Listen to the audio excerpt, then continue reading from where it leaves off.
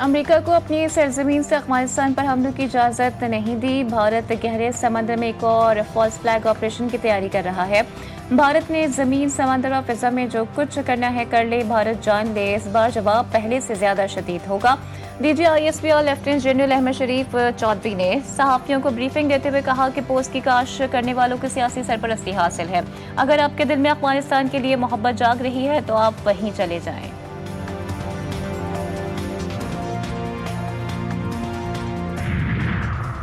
دہشت گردی کی وجہ سے سب سے زیادہ نقصان ہم نے اٹھایا اور ہم پر ہی دہشت گردی کو فروغ دینے کا جھوٹا الزام لگایا گیا۔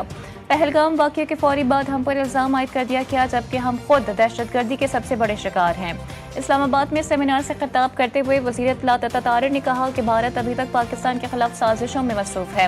ہماری کوسٹ گارڈ نے بھارت کے لیے جاسوسی کرنے والے ملاح کو گرفتار کیا۔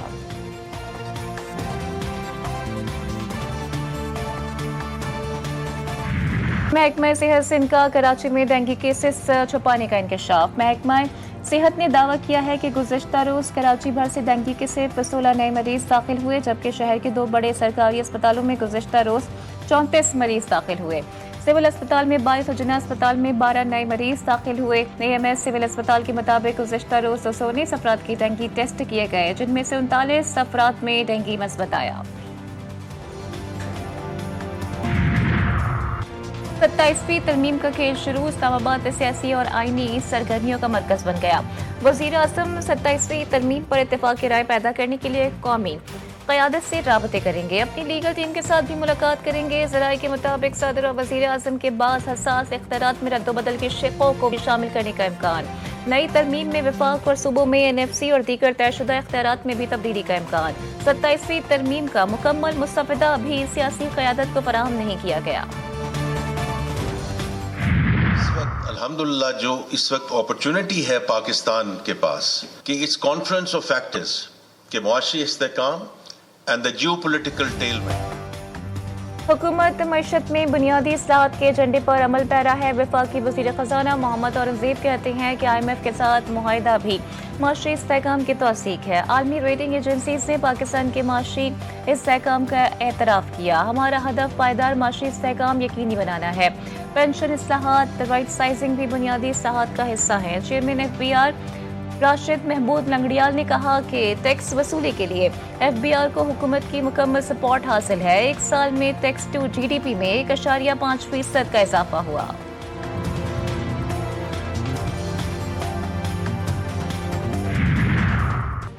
وزیر اعظم کی خواہش ہے کہ بجلی کی قیمتوں میں کمی کی جائے۔ توانائی کے شعبے کو جدید خطوط پر استوار کر رہے ہیں۔ وزیر توانائی اویس خان لغاری کہتے ہیں کہ گزشتہ 8 ماہ میں بجلی کی قیمت میں 10.5% تک کمی ہوئی۔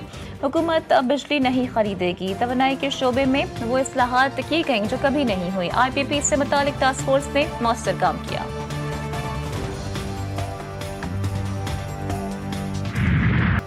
ترکیہ میں غزہ کی صورتحال پر آج استنبول میں اجلاس۔ میزبانی ترک وزیر خارجہ حقان فدان کریں گے۔